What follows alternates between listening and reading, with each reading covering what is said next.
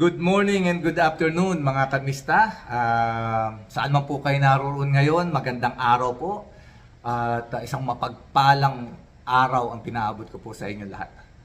So mga kamista, magkukwentuhan po tayo muli. Ito, pag-usapan naman po natin yung mga bilyon-bilyon na mga insertion ng mga hindi naman mga kundi ng politiko ng senador sa ating bayan. Pag pinag-uusapan po natin dito ngayon ay bilyon na pera na parang hindi yata tama. Eto, simulan na po natin mga kamista. Ito pong ating senador na si butihing senador Panfilo Lacson ay nagkaroon po ng privilege speech at nagsabi nga po siya rito at quote in quote may sinabi siya na posibleng, ito po, pakita ko muna sa inyo ha. Yan. Posibleng mayroon ding senador na nag-insert at kabahagi din siya sa 25% share na tinatawag na funder or proponent o sponsor ng insertion. Okay. Ito yun mga kamista. Meron po kasing isang senador na nag-insert daw po ng 142 billion pesos. Saan po gagamitin yan? Well, depende po yan kung paano niya hahatiin yan. Siya yung sponsor niyan eh. Siya yung magbibigay niya sa mga kasamahan niya senador kung saan niya dadalhin. Actually, naibalita na ito na tawag dito, hahati-hatiin ito para sa flood control project din ng mga senador. Ang nakapagtataka rito, bakit ba ang mga senador ay nakikialam sa flood control? Di po ba ang trabaho ng mga senador gumawa ng batas? Mag-repeal ng batas?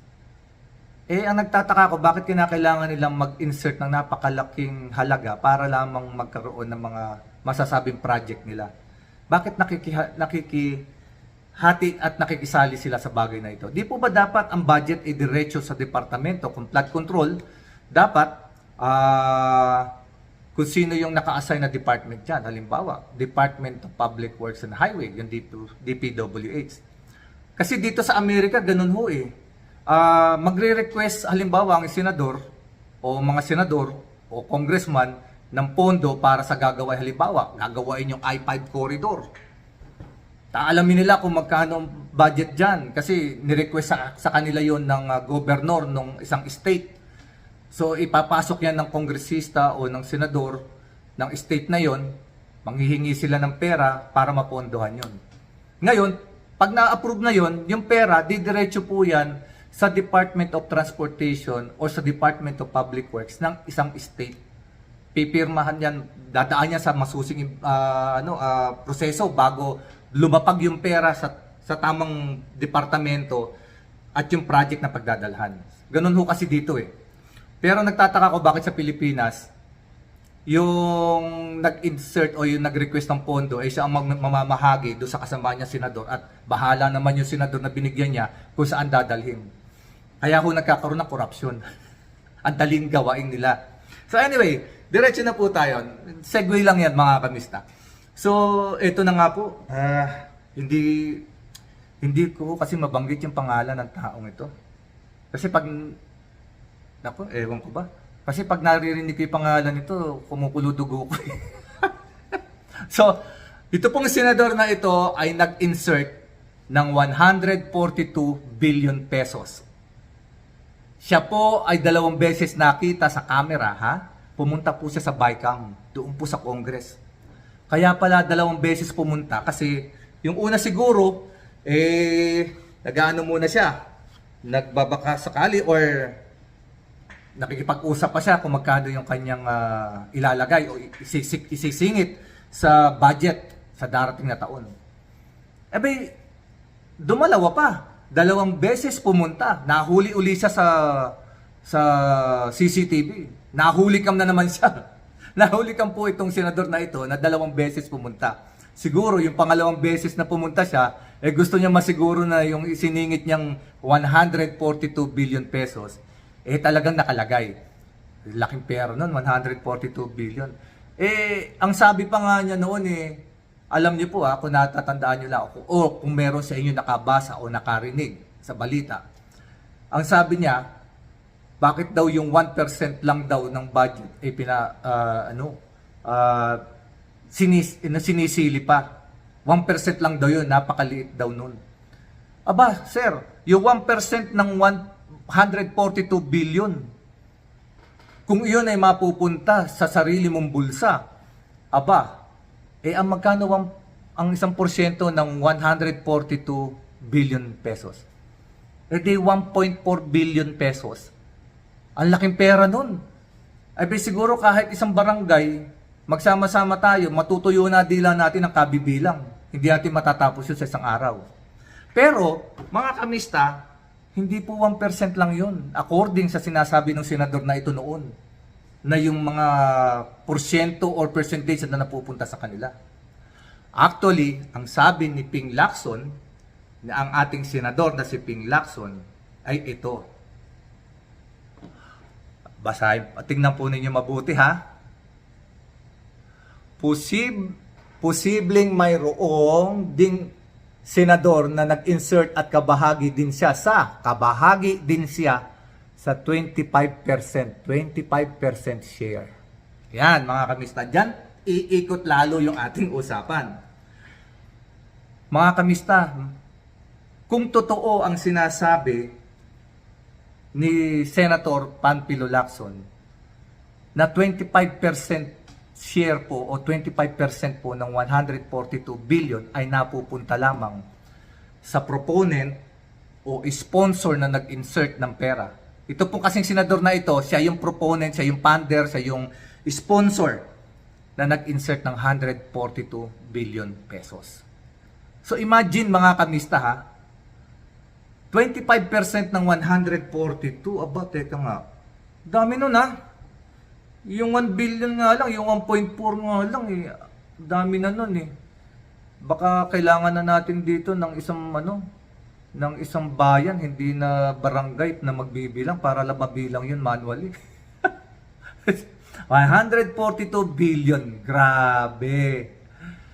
Diba? I-times mo siya sa 0.25. Oh my goodness. Alam niyo ba kung magkano mga kamista ang mapupunta sa bulsa ng taong ito? Nung senador na ito, senador pa naman, ay my goodness. Ayan po mga kamista. 35.5 billion pesos. Nakakapang-init ng dugo mga kamista. 35.5 billion pesos ay mapupunta sa bulsa ng senador na ito.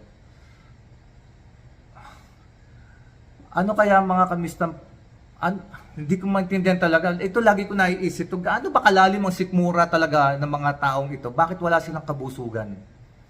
35.5 billion. Naku, hindi ko mabanggit talaga yung pangalan ng taong to. Nasusuklam ako sa taong ito pagka naririnig yung pangalan. Alam naman ninyo, kilala nyo kung sino yan Kung sino yung senador na yun Siya yung namumuno dun Siya yung mataas dun. Yung Makata. Kung magsalita, akala mo kung sinong Makata. Kaya ang tawag karamihan sa kanya, Totoy Makata. Pag nag-speech po yun, kala mo Makata. Yung senador na yun. 35.5 billion mga kamista. Ganyan po kalaki ang pera na maibubulsa ng taong ito. Ano po sa tingin nyo, pakiramdam ninyo? Ako, ang pakiramdam ko, nag-iinit ang dugo ko sa taong ito. Nakakarimarin, nakakasuklam, sumpain sana siya ng langit at lupa sa ginagawa niyang ito. Sumpain sana siya. May karma din, mga kamista, may karma. At sana yung karma niya, ewan ko, ang hirap magsalita pagka ganito. Biruin mo, ang dami nating mga kababayan na naghihirap. 35.5 billion, ibubulsa lang ng isang tao, ng isang senador. Ito kung totoo yung sinasabi ni Senator Panfilo Lacson. Pero siguro naman, hindi magsisinungaling si Senator Panfilo Lacson. Sa tingin ko, may pinanghahawakan din siya. Kaya alam niya at kaya binabanggit niya ito. Tahasan. Sa Senate hearing yan Privilege speech niya sinabi yan. Ito po kasi sigurong taong ito, itong senador na ito, yung 35.5 billion, ang daming mabibiling panty nun. Kasi yung asawa nun, passionista. mahilig sa panty, diamond, mga bags, mga fashion clothes. Gusto po nun, hinahabol din ng paparazzi eh. Lagi nasa Europe yung asawa nun eh. Yung watot ni yung watot ng senador na ito ay isa pong pasyonista. Daming mabibili nun. Malulunod na siguro sa dami ng yun, ng lingerie, ng panty, ng jewelry, ng mga diamond. Grabe. Kaya pala isang beses mga kamista, nakita ko tong senador na ito, bumaba siya ng ng sasakyan. May convoy siya dumating eh. Nasa video, nasa news.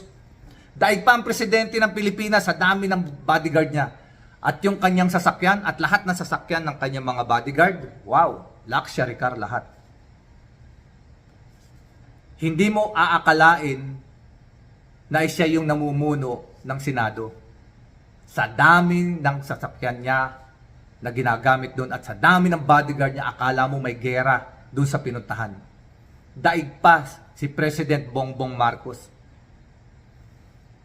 Ay nako mga kamista, kilala niyo itong taong to? Yung yung palaman, yung pinapahid sa tinapay. Ayoko nang banggitin. Nasusuklam ako sa taong ito eh. Biro mo, 35.5 billion ibubulsa niya. Eh, ang daming nagugutom na Pilipino, ang daming eskwelahan na nakulang ang mga silid-aralan. May mga estudyante sa ibang bayan, tumatawid lang sa kable, walang tulay sa kable, tumatawid, may rumaragas ang tubig sa ilalim. Yung mga bata, tumutulay lang para makapasok sa eskwelahan. Tapos ito, nag-i-insert lang ng budget, 35.5 billion ang kanya. Is suko sa langit ang kawalang hiyaan ng taong ito mga kamista. Ay nako, bali mga kamista, may karma. May karma darating sa taong yan. Intayin natin yung karma niyan. Okay mga kamista, alam niyo na, ito ang isa sa dahilan ng paghihirap ng mga Pilipino. Hindi po mahirap ang bansang Pilipinas, marami lang talagang nangungupit.